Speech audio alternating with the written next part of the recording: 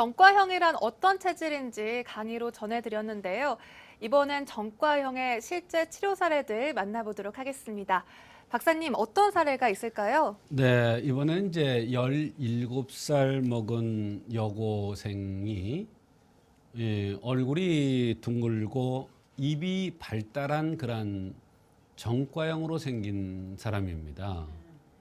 그런데 항상 피곤하고 식후에 졸리고 변비가 있어서 내원을 했습니다. 대개 일반적으로 변비가 있는 경우에는 대변을 잘 소통시키는 그런 약을 투여합니다만 이 학생한테는 대변을 소통시키는 약이 아닌 비위를 운행시키는 약을 썼는데 대변 소통도 되면서 피로도 덜하고 식후 졸린 이런 현상도 없어졌다는 그러한 경우가 있었습니다. 이것은 바로 이 학생의 생긴 모습에서 흠을 발견하고 그 흠을 보완해주는 그러한 약을 투여하니까 인체가 정상적으로 잘 운행되면서 변비도 좋아졌던 것입니다. 바로 인삼 양위탕 가미방이라는 약인데 이 약은 한의학을 조금만 아는 사람이라면 이 약으로 변비가 풀렸다 그러면 잘 이해가 안 된다고 할 수도 있습니다. 그러나 이 학생의 생긴 모습이 얼굴이 둥글고 입술이 두툼하게 생긴 정과형이라는 차원에서 이 운행이 잘 안 되는 비위가 잘 운행이 잘 안 되는 체질이라는 차원에서 이 약을 썼다 하면 이해를 할 수도 있을 것입니다. 그런데 이 약을 썼더니 여러 가지 불편한 증상들이 많이 개선되는 좋은 효과가 있었습니다. 네, 흠이나 체질적 특징을 보완해서 자연스럽게 증상이 완화된 경우였습니다. 이 학생의 경우에는 또 어떤 체질을 지녔나요? 네, 방금 말씀드린 대로 얼굴이 둥근 정과형이고 입술이 두툼한 이러한 모습을 하고 있었습니다. 대개 이런 모습을 한 사람들은 언제나 위장의 약점을 드러내게 되어 있습니다. 그런데 맥을 보니까 맥도 비위가 운행되지 않는 그러한 맥이 나왔습니다. 그래서 맥이라든지 나타나는 증상이라든지 체질을 보아서 그 흠을 보완해주는 인삼 양위탕 가미방을 투여했던 것입니다. 더군다나 이 학생은 입술이 발달되고 입술이 잘 벗겨진다고 했어요. 입술이 벗겨진다는 얘기는 그것을 봐달라는 뜻입니다. 내가 이런 흠이 있으니까 이것을 보고 나를 치료해 주시오 이런 뜻입니다. 이 학생이 밥 먹고 졸립다, 항상 피곤하다, 변비가 있다는 것은 이 입술 보고 치료를 해줘야 된다는 것을 암시해 주는 것입니다. 신호가 켜졌는데 그것을 잘 모르면 그 의사는 그 환자의 병을 치료할 수가 없는 겁니다. 그러한 흠이 드러났을 때는 그 흠을 딱 캐치해서 이것에 의해서 병이 왔구나 판단해서 인삼 양위탕을 투여했더니 변비가 풀리면서 식후에 졸린 현상이라든지 피곤을 많이 느끼는 것이라든지 입술이 벗겨지는 이런 현상들이 다 좋아졌던 것입니다. 네, 한창 수험 생활을 할 때라서 보다 불편해했던 증상들이 더 많았을 것 같아요. 그렇습니다. 지금 한참 수험 생활, 고등학생이면 다 뭐 거의 수험 생활 하는 거나 마찬가지인데요. 이때는 움직이는 것보다도 앉아서 스트레스를 많이 받아야 되기 때문에 더군다나 이렇게 얼굴이 둥글럽작하고 입술이 두툼하게 생긴 이런 사람들은 위장장애가 잘 나타납니다. 그럴 때는 그것을 우선적으로 풀어줘야 근본적인 문제가 해결되는 것입니다.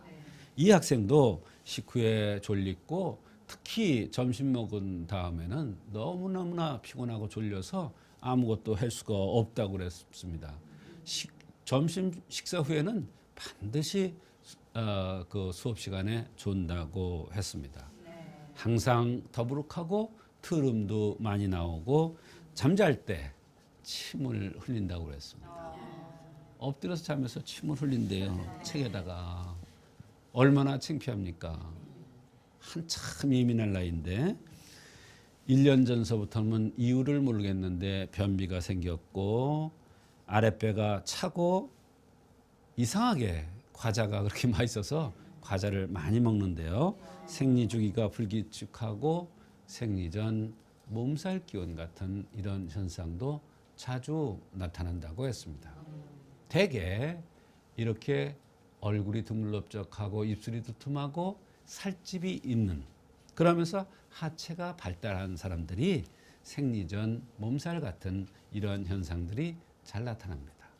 이것은 비위에서 운행이 안 되고 자궁에서 제 역할을 못해서 다리 쪽으로 자꾸 정체되어 쌓여서 다리가 굵어지고 엉덩이가 커지기 때문에 그쪽으로 쌓이는 자꾸 든든해지는 것 같은 학생들은 그 몹시 아주 싫어하죠. 아주 그게 고민이 돼요. 자기가 앉아서 오래 있어서 그런가 보다 그러는데 사실은 그게 아닙니다. 음부가 가렵고 황색 대하, 냉대하가 어린아이인데 몇 살 안 된 고등학생인데도 흐른다고 그랬고 손발이 차고 발이 저리고 어깨 통증이 있다고 했습니다.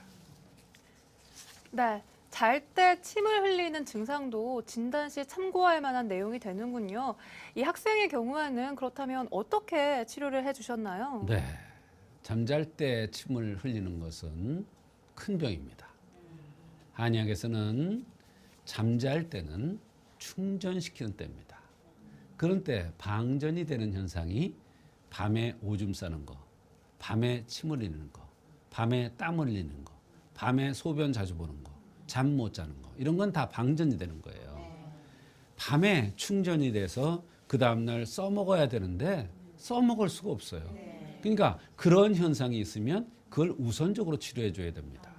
이 학생이 잠잘 때 침을 흘린다는 것은 상당히 큰 병입니다.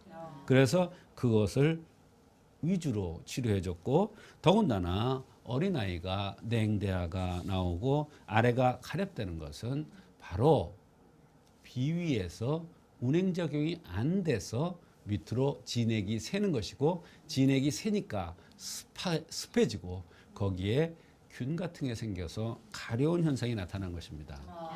그럴 때는 부인과를 가는 것이 아니라 비위를 좋게 해주는 치료를 해서 진액이 제 자리를 가도록 해주면 냉대하가 없어지면서 저절로 아래가 가렵거나 습한 것이 없어집니다.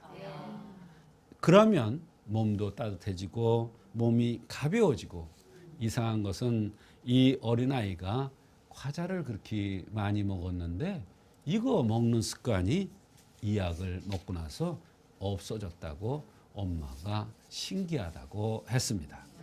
그래서 다시 같은 약을 또 20첩 투여했습니다. 예전에 비해서 땀도 살짝 흐르면서 식후 졸리지도 않고 너무나 피곤을 많이 느꼈는데 피곤도 덜하고 입술 벗겨지는 것도 없어졌으면서 배가 따뜻해졌고 손발이 따뜻해서 순환이 잘 되는 느낌이 들고 변비도 해결됐다고 너무나 감사하다고 한 적이 있습니다. 네. 비위를 운행시켜서 몸도 따뜻해지고 또 변비까지 치료한 사례였습니다.